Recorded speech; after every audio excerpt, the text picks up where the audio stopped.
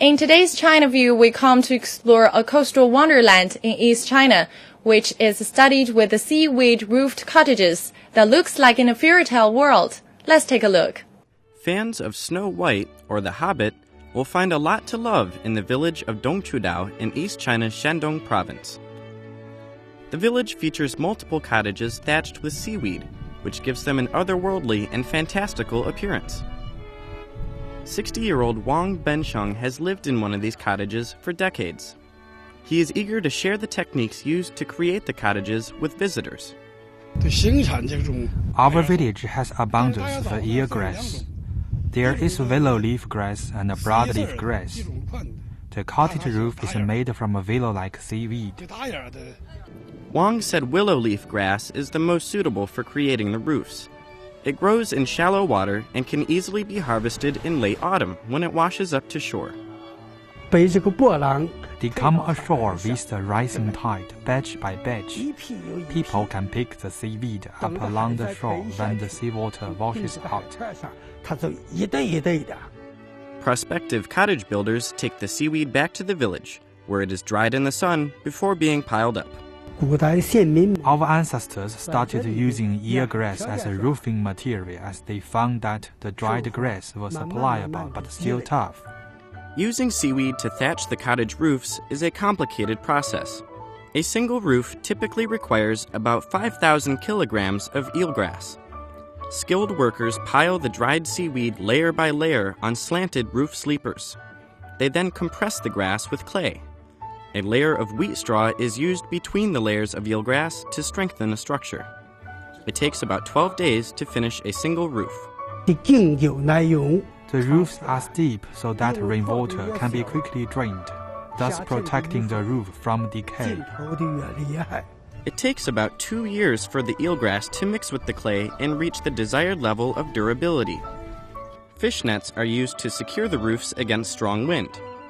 However, the salt and colloids inside the eelgrass are what make the roofs more durable than conventional thatched roofs. The seagrass is rich in salt, and the bacteria cannot survive in it, so it cannot rot. In addition, eelgrass thatched roofs are insect-proof, mold-resistant, and fire-resistant, all thanks to the halogens and colloids contained in the seaweed. 63-year-old YONGFANG has insisted on continuing to live in the cottage passed down by her great-grandfather, even though many local residents have already moved into brick houses. The house is at least 100 years old. I don't like the brick apartments, as the cottage is cool in the summer and warm in the winter.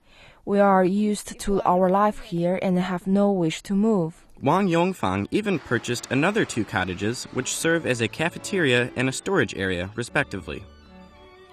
The seaweed cottages can be traced back to 1,500 years ago, becoming popular during the 13th century, according to Zhang.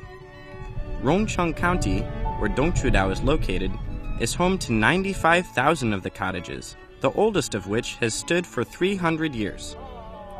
However, challenges have emerged in continuing the tradition. To repair dilapidated cottages, we need a large quantity of grass. But the grass is getting harder to find due to water pollution and climate change. In addition, the younger generation has no desire to learn how to build these cottages. As grass supplies dry up, villagers have to buy recycled grass from demolished cottages in order to complete repairs. Dongchudao has just 442 seaweed cottages left, about 1/3 of which are dilapidated. Wang said the price of a cottage is about 20,000 yuan, or $3,268 US. But the cost of repairing a cottage may cost at least 15,000 yuan. In 2006, the cottages were added to the Shandong Provincial Intangible Heritage List. Protecting the cottages has been prioritized. We are talking with older skilled workers.